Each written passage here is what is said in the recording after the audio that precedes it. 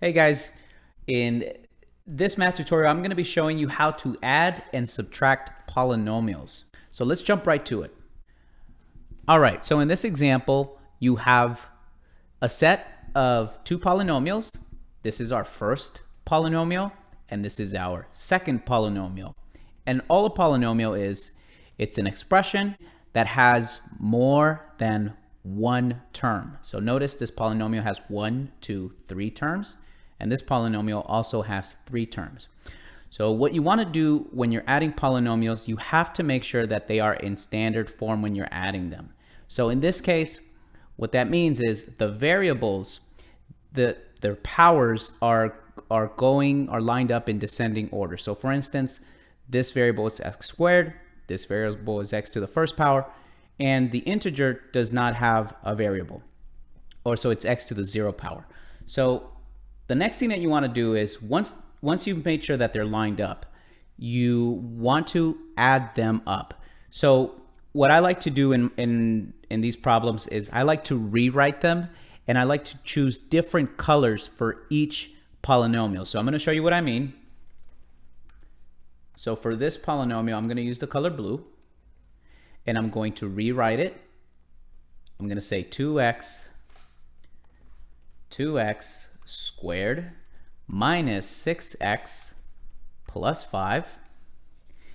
And then I'm going to write that second polynomial below it, making sure that the powers of the variables or the terms line up accordingly, so they match. So for this one, I'm going to use the color red. So 7x squared, that's going to go under 2x squared.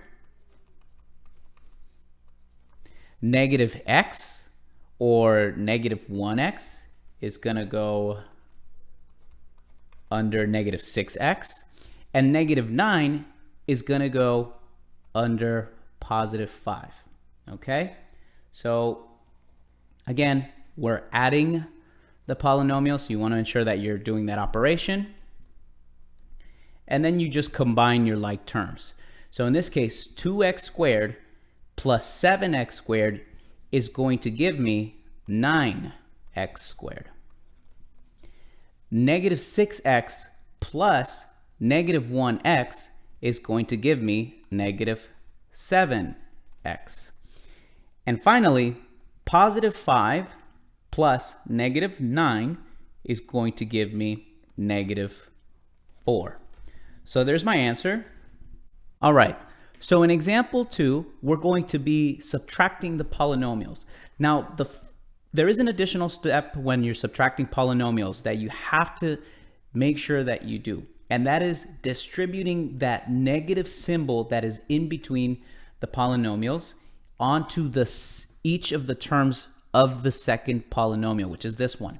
So what I'm going to do is I'm going to take that negative, I'm going to distribute it to each of those terms. And the nice thing about this problem is that it's already in standard form, meaning that the powers are in descending order. So x to the third, x to the second, x to the first, or just x, and then 8 does not have a variable. So what I'm going to do is, as I distribute it, I'm going to be putting my terms just below the first polynomial. So here we go. Negative times positive 5x to the third power is going to give me negative 5x to the third power. Negative times positive 12x squared is going to give me negative 12x squared. Negative times negative 3x is going to give me positive 3x. And finally, negative times a negative 4 is going to give me positive 4. So now that my terms are all lined up, I'm going to combine my like terms according to their symbols. Okay, so here I have 3x to the third minus 5x to the third.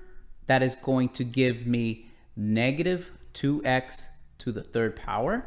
Negative 2x to the second power minus 12x squared is going to give me negative 14x squared. Positive 4x plus 3x is going to give me 7x. And negative 8 plus 4 is going to give me negative 4. All right, so for this third example, we're going to be adding polynomials where one, or in this case, both polynomials are going to be missing a term. So for this one, it's best to rewrite each of the polynomials, okay? And so the way that I'm going to do it is I'm just going to go by order in descending order of the variables. So, and picking a different color for each polynomial. So for this one, I'm going to pick blue. And I'm going to rewrite it. So I have 7x to the 6th power plus 2x to the 5th power. And then notice it jumps from 2x to the 5th power minus 3x to the 2nd. So we're missing an x to the 4th and an x to the 3rd. And so what you can do in this situation when you're missing terms and you're adding or subtracting polynomials is you can place, you can put placeholders, if you will. And so because there's no x to the 4th power, I'm going to add 0x to the 4th power, as well as 0x to the 3rd power. And what that does is it doesn't change your polynomial. It just adds placeholders so that then you can add them more easily. And then I'm just going to continue on. So I have 0x to the 3rd, then I have minus 3x squared plus 9x. And notice that we don't have a number by itself or a number with an x to the 0 power. So I'm just going to add a 0 at the end. So there's my first polynomial. For my second polynomial, I'm going to do the same thing. I'm going to line up the terms just below the first one. And I'm going to use the color red. Now notice, this one has 5x to the 5th power. So I'm going to put that term just below that same term base, if you will, of the first polynomial. So if I have 2x to the 5th, I'm going to put plus 5x to the 5th here. And notice I'm missing an x to the 4th because it jumps from x to the 5th to x to the 3rd. So I'm also going to put a plus 0x to the 4th. And then I have an 8x to the 3rd, so I'm going to put plus 8x to the 3rd minus 6x squared plus 2x minus 5.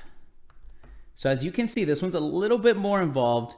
There are some missing terms that we have to compensate for, but it's doable. So I'm going to go ahead and combine these terms.